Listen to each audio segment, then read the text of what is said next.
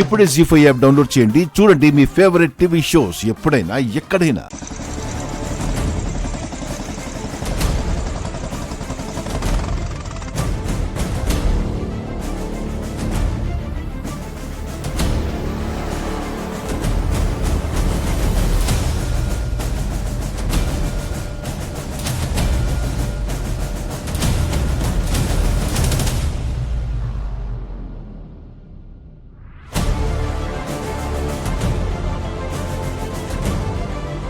ఏంటి గంగా ఇది?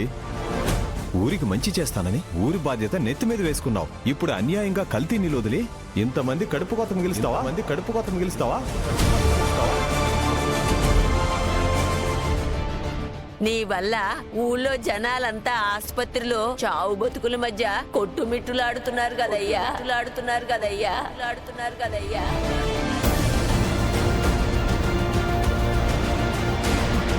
మా అమ్మాయి పరిస్థితి చాలా విషమంగా ఉందని డాక్టర్ గారు చెప్పారు.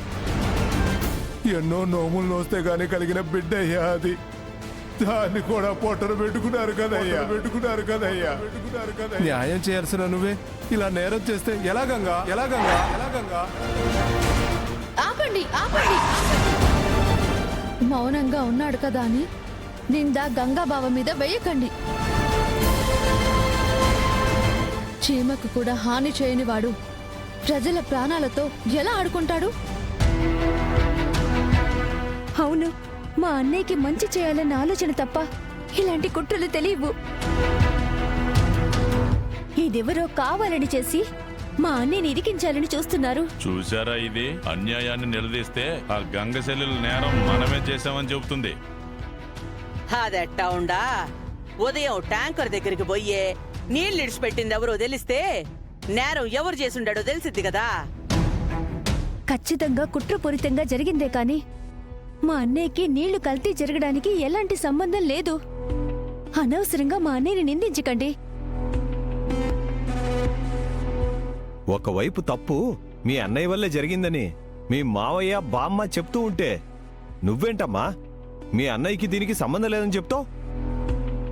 అన్నయ్య మీద చెల్లెలకి ఆ మాత్రం ప్రేమ ఉంటది కదా మారయ్య.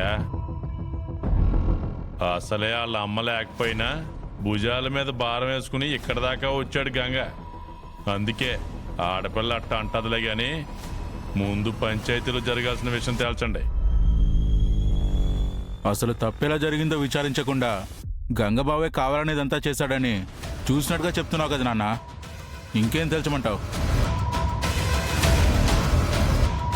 మరి గంగ నేరం ఒప్పుకుంటా ఉండాడా? ఒప్పుకోవట్లేదు కదా. తీర్పు చెప్పాల్సినోడు దోషిలా నిలబడుండాడు కాబట్టే తీర్పు మమ్మల్ని చెప్పమంటారా?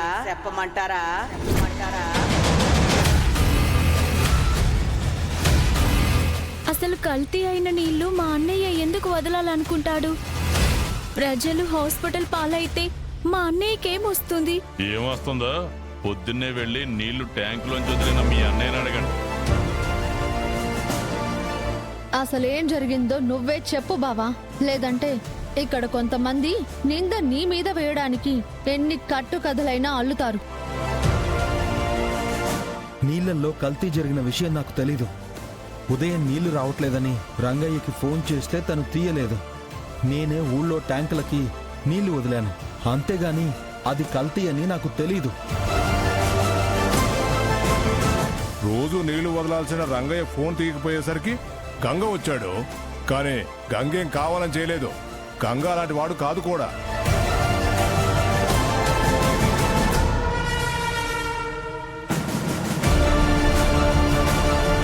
నువ్వు భలే చెప్తా ఉండవే. అసలు ఏమీ చెయ్యకపోతే ట్యాంకర్ దగ్గరికి నీళ్లు వదలడానికి రంగయ్య కాకపోతే మంగయ్య కన్నా చెప్పొచ్చు కదా. అక్కడికి గంగ ఎందుకు వెళ్ళినట్టు? ట్యాంకర్కి నీళ్లు వదలడం వృత్తిగా పెట్టుకున్న రంగయ్య ఫోన్ తీయనప్పుడు మంగయ్య ఎందుకు తీస్తాడని నేను వెళ్ళాను. తెల్లవారుజామునైతే ఎవ్వరు చూడరనే నువ్వే పోయి నీళ్లలో కల్తీ చేసొచ్చుండావా? చూడండి, ఊళ్ళో వాళ్ళు నీళ్లు రాక ఒక్క క్షణం కూడా ఇబ్బంది పడకూడదు అనేసి నేనే వెళ్ళి వాల్ తీశాను. అందులో కల్తీ నీళ్లు ఎలా వచ్చాయో రంగయ్యే చెప్పాల్సి ఉంటుంది. చెప్పరా రంగయ్య, రేత్రి దాగింది ఇంకా దిగలేదా ఏంది? ఒక్క మాట కూడా మాట్లాడడం లేదే. రాత్రి నలతగా అనిపించి మందులేసుకున్నానమ్మా, అందుకే మేలుకోరాక ఫోన్ కూడా చూసుకోలేదమ్మా. ఉదయం లేచేసరికే ఊర్లో జనం వాంతులు చేసుకుంటున్నారని ఫోన్ వచ్చింది. వెళ్ళి చూస్తే నిజంగానే నీళ్ళలో ఎవరో ఏదో కలిపారనిపించిందమ్మా. ఇంకెవరో గంగే కలిపి ఉంటాడు కదా. అంత ఖచ్చితంగా ఎలా చెప్పగలరు? రంగయ్య పడుకున్నాక గంగా బావ ట్యాంకర్ దగ్గరికి రాకముందే ఇంకా ఎవరైనా ఏదైనా కలిపేసి ఆ నింద మా గంగా బావ మీద వెయ్యాలని ప్రయత్నం కూడా చేసి ఉండొచ్చు కదా.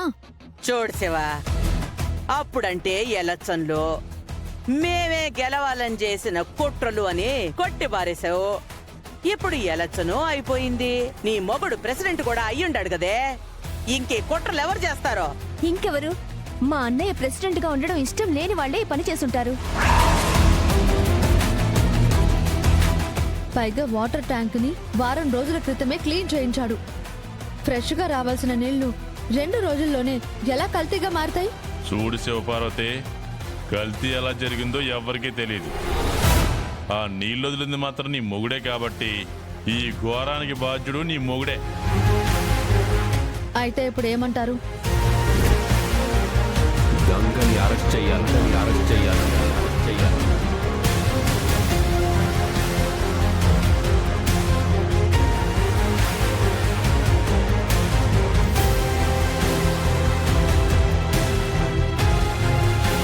ఎందుకు అరెస్ట్ చేస్తారు? నేరం చేసింది మా బావే అని రుజువు కావాలి కదా. నీ మొగుడే నీళ్లలో కల్తీ చేసుంటాడని అందరూ చెప్తా ఉండారే. చాలా అన్యాయం. ఇలాంటి వాళ్ళ సర్పంచ్గా ఎన్నుకున్నాడు.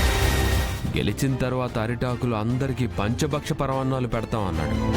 కానీ ఇప్పుడు అన్నమే పెట్టకుండా మందు కలిపి నీళ్లు తాగించి ఇలా ప్రాణాలు తీయాలనుకుంటున్నాడు. మీరు నా మీద నింద వేసినంత మాత్రాన అది నిజమైపోదు. ఆ నీళ్ళని కల్తీ చేసింది ఎవరో ఆరా తీస్తే ఖచ్చితంగా తెలుస్తుంది. కారకులు ఎవరో తెలియాలి. స్వార్థం కోసం ప్రజల ప్రాణాలు కూడా పణంగా పెట్టిన వాళ్ళని ఊరే క్షమించదు. ఊళ్ళో అందర్నీ ఇంట్లో మనుషుల్లాగా భావించే నీ మీద నింద వేయటం అన్యాయం బావా. తప్పకుండా వాళ్ళు శిక్ష అనుభవిస్తారు. అవన్నీ స్టేషన్లో మాట్లాడుకోవచ్చు. జనాలు అస్వస్థతకు గురయ్యారు కాబట్టి క్రిమినల్ కేసు అయింది. ముందైతే స్టేషన్కి తీసుకెళ్ళాలి. హాస్పిటల్లో పోలీస్ కంప్లైంట్ కూడా ఇచ్చారు. అరెస్ట్ చెయ్యాల్సిందే. నీళ్ళు వదిలింది నువ్వే అయితే నేరం నువ్వు చేసినట్టే కదా గంగా. పంచాయతీ ఏదో తేలాల్సిందే.